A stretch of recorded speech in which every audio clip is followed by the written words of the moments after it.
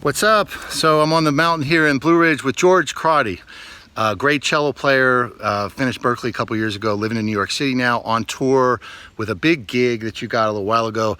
And we were just doing some playing at my place here in Asheville.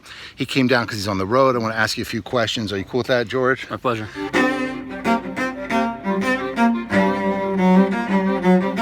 So why did you choose New York in particular? I'm just curious. The city has a beautiful, endless possibility in terms of music, but when we're talking about just being a human being in a massive city and quality of life and all that stuff, I remember trying to put it eloquently, you know, why am I gonna suffer? The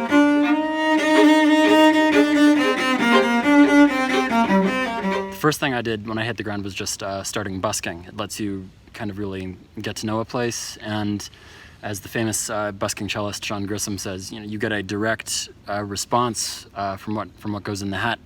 What are you offering people, and what's coming across in your sound?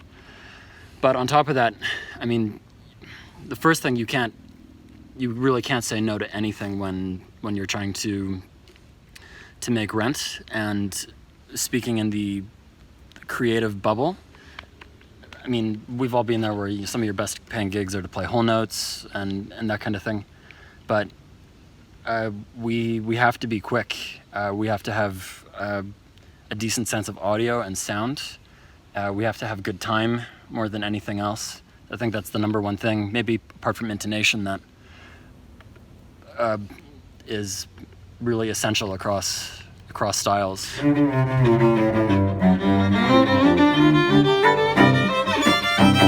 I'm curious about the busking thing. Yeah. So would you play solo? Would you play with other bands in New York? Would you, and what kind of money did you make per hour? I mean, what was that like? Well, there is an official busking program by audition, and I'll speak to everything outside of that program because that's not only, it's competitive, but those are different rules. But if an individual wants to go and busk on their own, the subway staff and the police officers and the citizens of New York generally enjoy music in the subway stations, short of someone being obnoxious or an obstacle or too loud or something like that. My favorite thing was to play solo with a little battery-powered amp.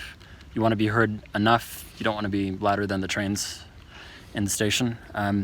So I would play Bach. That was as cliche as it sounds. There's a lot that an individual can achieve on their own in a semi kind of performance space, but it is also just kind of functional music. If someone wants to really stop and listen, it's very captivating. At the same time, if someone is in a hurry and hears 4 seconds of a Bach suite, it's also pretty. I think it's non-offensive music in general.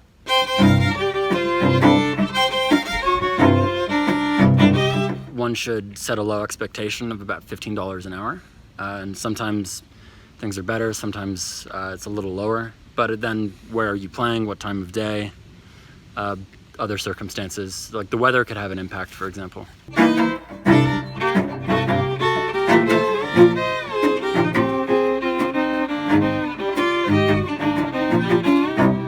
In the big picture, I've been there for 2 years, and you need extraordinary patience, and people say it in different ways. If you can make it there for a year, you'll make it, but you need to be prepared for the big picture to move glacially slowly.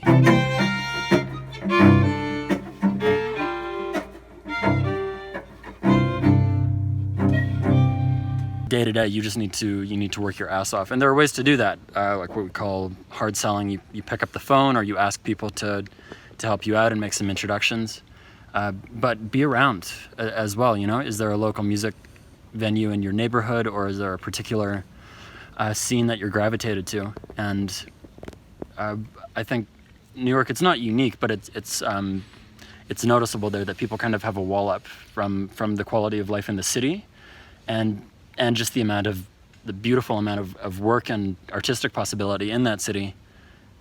I think it's clear to know when someone is just trying to sell themselves to you, or if there is potential for friendship and cooperation and win-win situations.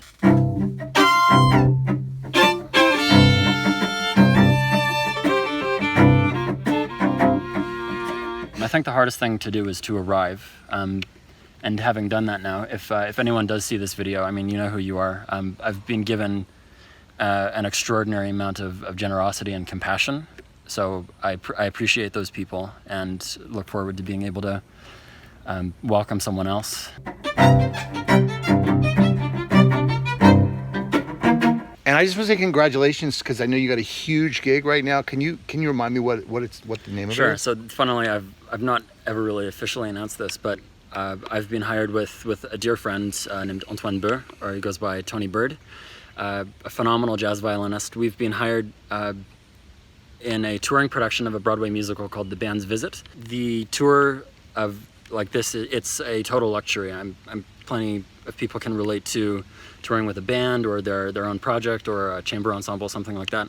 But this is unparalleled. It's I think a job like this pays in time, and I'm trying to be very proactive about that, which is, I think, kind of how we find ourselves here.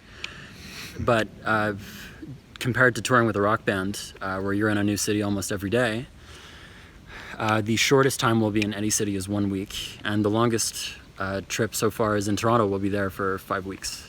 George is a great friend, and he's been to some of our Creative Strings workshops. He's also participated in some of the Music Biz Mastermind.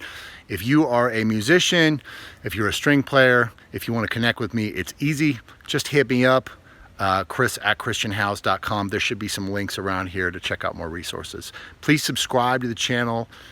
Please like this video. Let me know what you think. Reach out to George if you like. That's George Crotty. I'll be linking to him as well.